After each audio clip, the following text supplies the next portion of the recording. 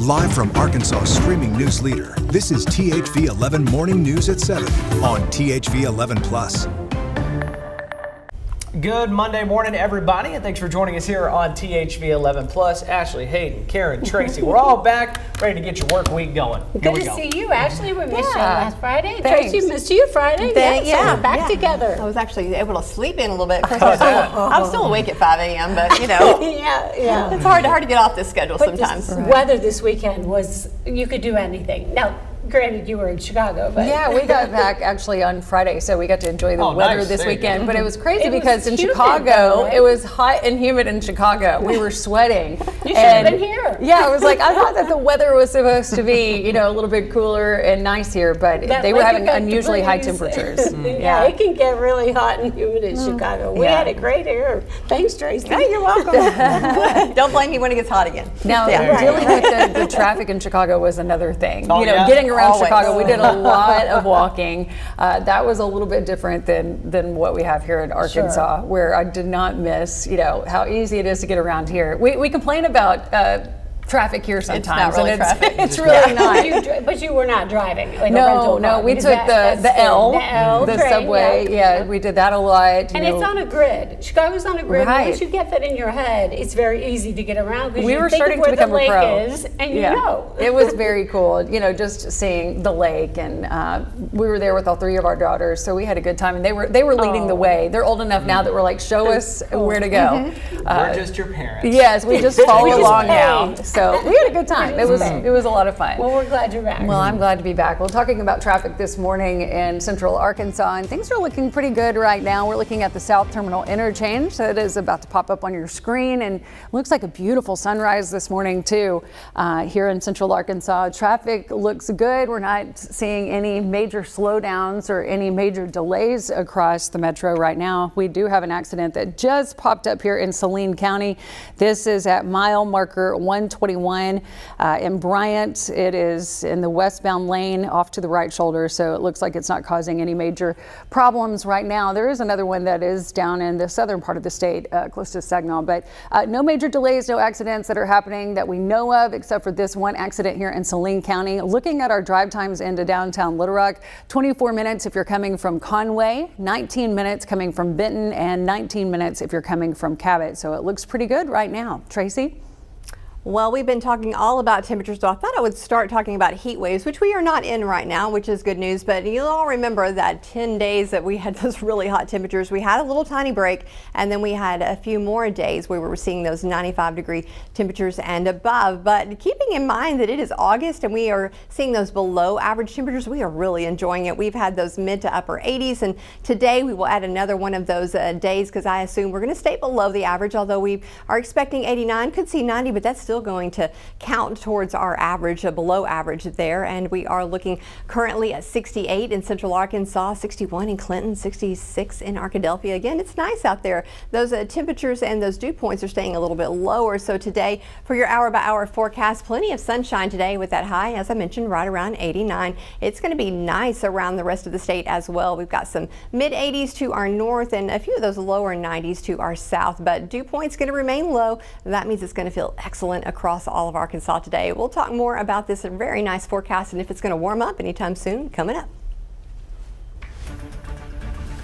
We begin this half hour with a developing story. A manhunt for a suspected killer in Montana is entering its fourth day. Police say 45-year-old Michael Paul Brown shot and killed 4 people at a bar in the small town of Anaconda and then took off. Investigators say he ditched his truck and may have stolen another one that had already loaded camping gear and clothing in it. Authorities warn Brown is armed and dangerous.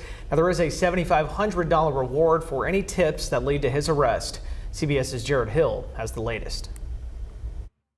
Tragedy in a tight-knit Montana community. Police say 45-year-old Michael Brown shot and killed 4 people in the Owl Bar in the town of Anaconda. I did see the gentleman that probably did the shooting. I watched him come out of his house with a rifle in his hand. According to authorities, Brown lived near the bar. The victims, a bartender, Nancy Kelly, and 3 patrons, Daniel Bailey, David Leach, and Tony Palm. This is absolutely still priority number 1 to find this suspect. Officials released an image of the suspected shooter, shirtless and without shoes.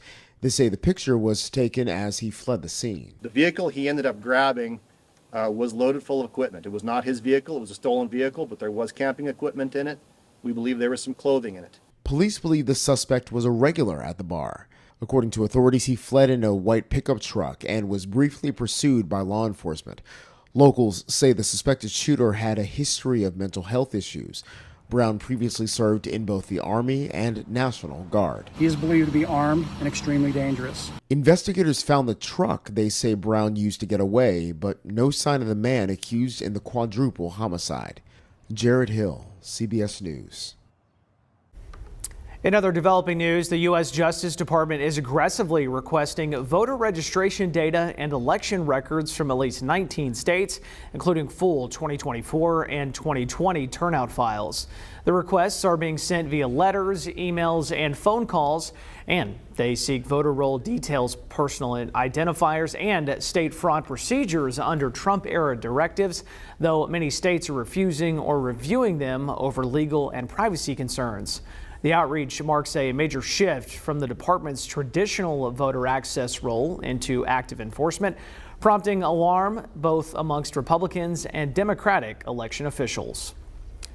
The Arkansas Department of Corrections is apologizing after a hacker twice hijacked Friday's Board of Corrections Zoom meeting, streaming racist slurs and explicit images. Officials shut it down, blaming a known Zoom issue, and say they are looking at more secure options. The board also delayed a vote on $70,000 in unapproved prison repair invoices.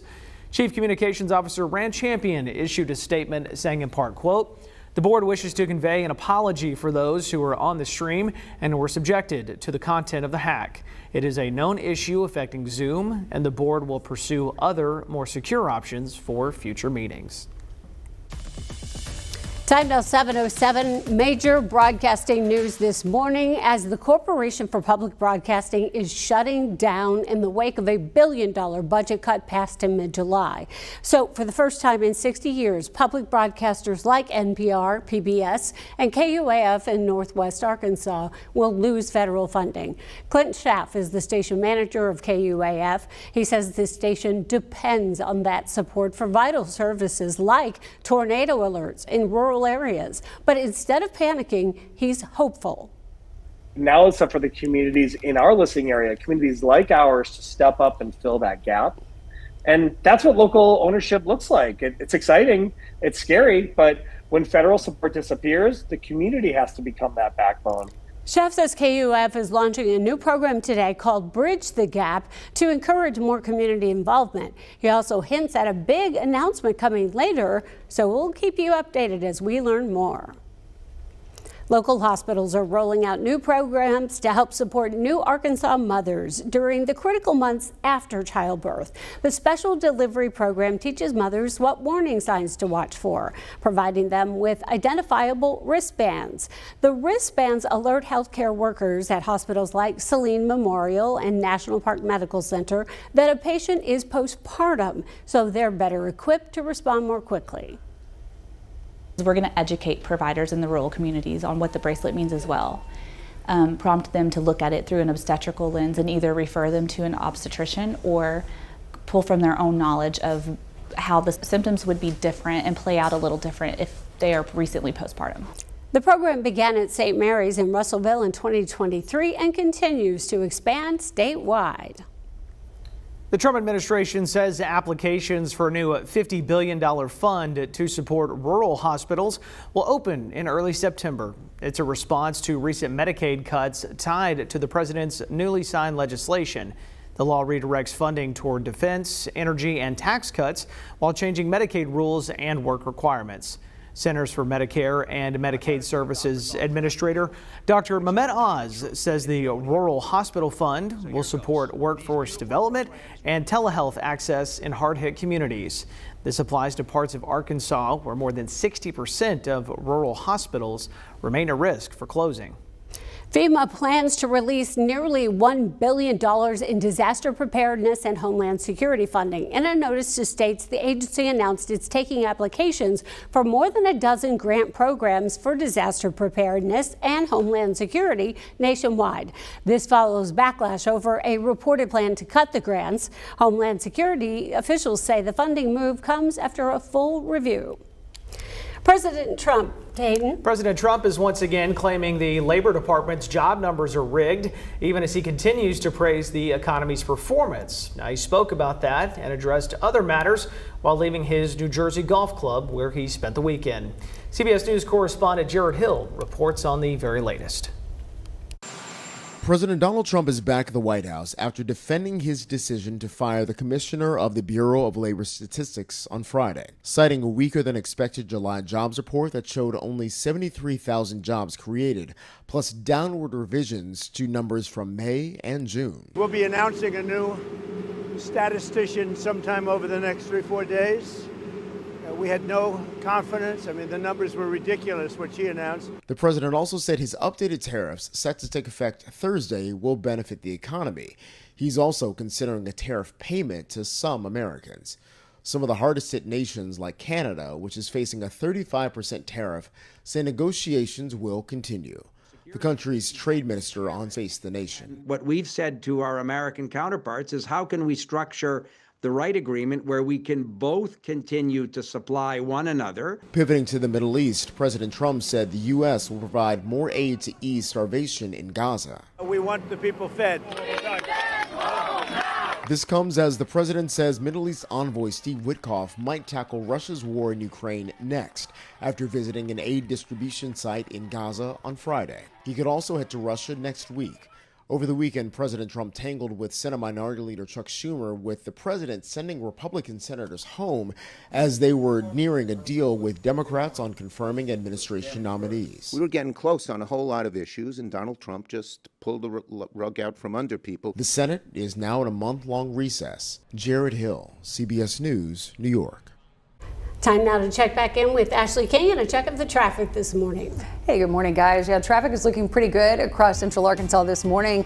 We're looking right now at I-57. This is the Vandenberg exit there in Jacksonville, where you can see there's a lot of construction that is going on and lane shifts that happen on a daily basis. So be careful as you're going through this area. Cabot as well on I-57, seeing some construction. So yeah, if you're coming in from on I-57 into downtown Little Rock, just make sure you give yourself plenty of time. This construction is going on for a while. And looking at our map right now, there is an accident on I-30 westbound in Bryant. It's off to the right shoulder. It's not causing any major delays. We always see a little bit of a slowdown in the morning there about this time. It is 7:13 right now, so traffic is starting to pick up there on I-30 coming into downtown Little Rock. Our drive times from our other areas, like Conway, looking pretty good, about a 69 mile per hour average as far as the speed goes. 24 minutes into downtown Little Rock, 19 minutes if you're coming from Benton, and a nice 19-minute drive if you're coming from Cabot. So that construction really isn't slowing anyone down too much, Tracy.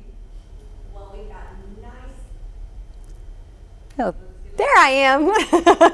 We've got nice traffic and we've got nice weather to talk about as well. We are tracking, thank goodness, some lower heat and humidity, and that's going to stick around till at least Wednesday. And then we're going to start to see things warming back up a little bit, and those hot and humid conditions will return, especially as we're heading into the weekend. We have to keep an eye on that. But right now, we're still getting that nice northerly flow, keeping things feeling great out there. The dew points are a little bit lower as well. Got a little bit of a storm there just south of Dallas. They've got a severe thunderstorm warning. It's kind of just making its way through the state. But overall, we aren't dealing with any of that here. We've got a few clouds out there, a little patchy fog, but it's only reducing visibility a mile or two at most. So overall, not too bad. 68 already this morning. That feels fantastic. Remember when we were starting at 80 the last couple of days last week? So I'm enjoying this, and we're going to continue to see these cooler temperatures in the morning for a couple of days. We'll talk more about this forecast coming up.